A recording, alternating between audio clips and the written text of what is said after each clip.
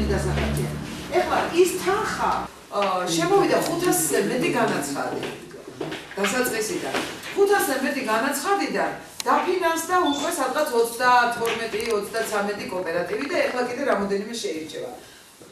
ანუ უკვე გამოცხადებული და ანუ აი ეს პროექტი ამ პროექტს უნდა დაეხმაროს ადამიანებს, ფერმერებს იმაში, რომ მხოლოდ შენთვის კი არ გეტყოს, კიდე აი კომერციალიზაცია გაკეთდეს, ანუ შენ მოიყვანო იმდენი მოსახლე.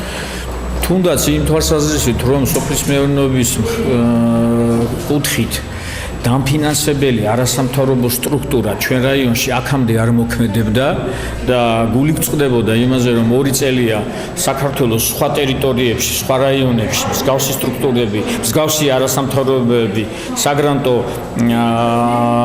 დახმარებას უწევდა კოოპერატივებს და სხვა მსგავს წარმონაქმნებს, რა თქმა უნდა, მისასალმებელი ფაქტია. ნახოთ რა შედეგები დაიდება.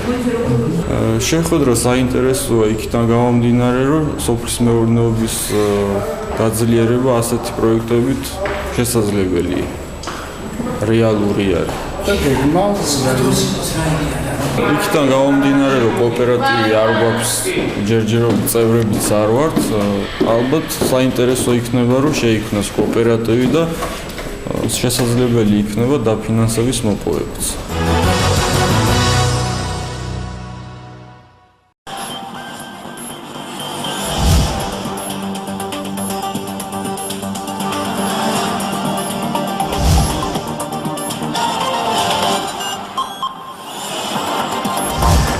მუშაობთ თქვენთვის. ჩვენ ვსვამთ კითხვებს, რომლებიც თქვენ გებადებათ. ამომწურავი ინფორმაცია კახეთის რეგიონიდან ობიექტივის ეთერში. ყოველ კვირას 17 საათსა და 30 წუთზე.